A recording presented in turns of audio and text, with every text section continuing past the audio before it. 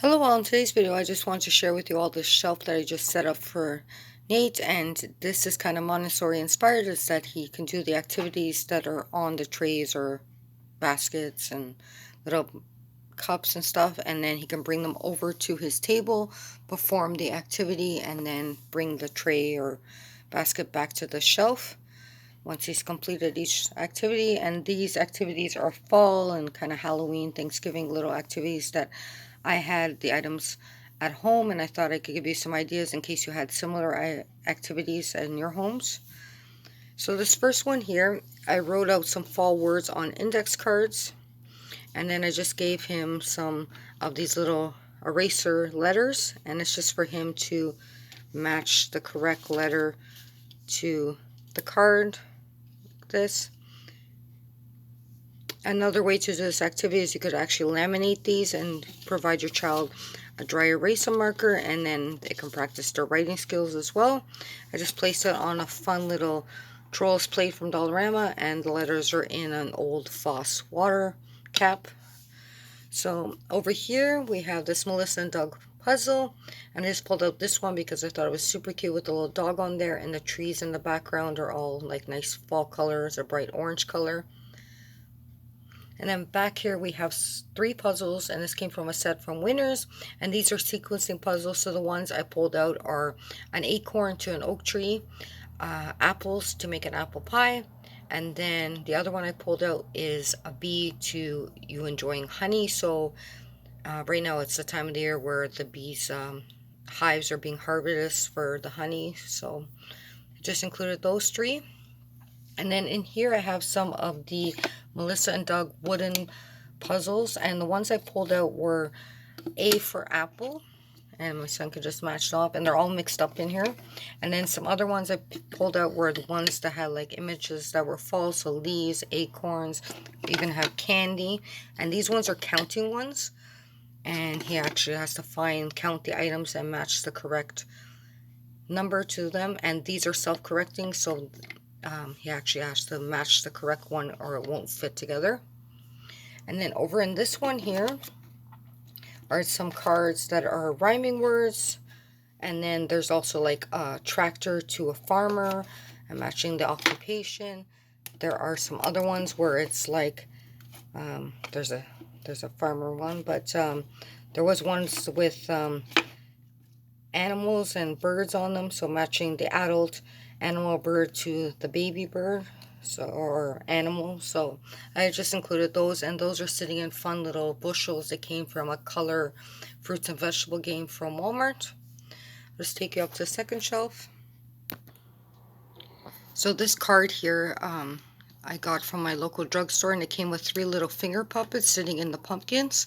So these are little finger puppets it came with. So my son, I just provided them for him to do little finger plays, and great for language, telling little stories with these little characters. So I left them here in the front. And then in this little wooden container from Michael's, I just gave my son some pine cones. There's peanut in here. There's pieces of wood. I gave him a little magnifying glass so he can examine them.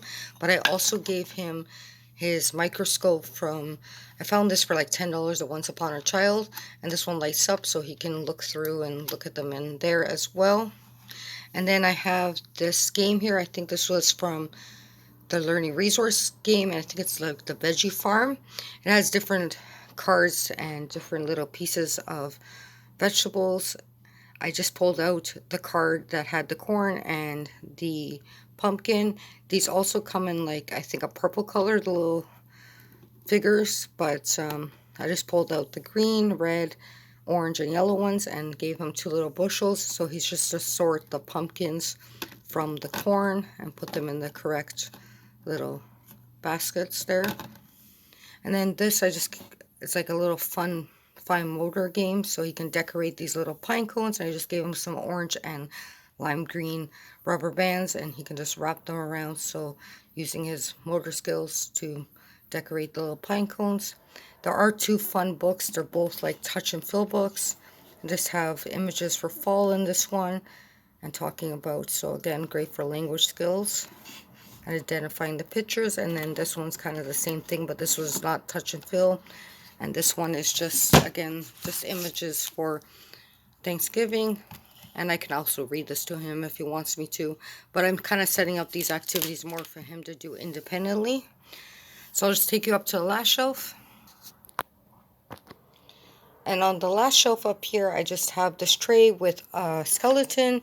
I think I got from Dollar Tree. I did take off the arms and hands and the feet and the legs just so it'd fit better on the tray. And I gave him his little magnifying glass that lights up that I got at Dollar Tree, and he can use it to examine the bones. We've been talking a lot lately about the rib bones and the skull, so just for him to investigate. And then over here, this also came from the Dollar Tree, and it's just a little hard plaster item that's shaped like a tombstone, and it does come with a chisel and a little paintbrush, and it's just for him to dig this out and see if, you know, what he finds. All the packaging said it was a surprise, so he can just, you know, dig this out and see what he can find. Another way to do this is to dampen it with a little bit of water, and then it's easier for the child to dig it out. And then here I have the Melissa and Doug dress up magnet set. I just pulled out 3 little outfits, but I thought it was fun, you know, Halloween, talk about dress up. So it's for him to match the outfits correctly. So I just pulled out the superhero one, the firefighter one, and the astronaut one. And all the other pieces are here for him to make the different costumes. And then the last activity I'll kind of take it to the table.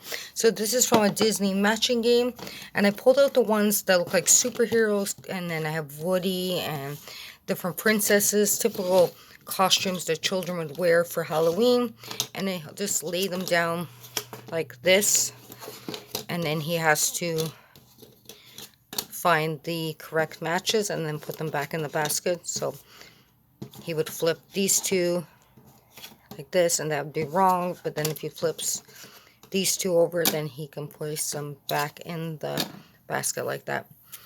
Anyways, I just wanted to share these kind of fall activities with you all, give you some ideas of things that you had, maybe, you know, similar items in your homes, and make up, you know, some fun activities for your children to do during the month of October. Thanks a lot for watching, and I'll talk to you next video. Take care. Bye.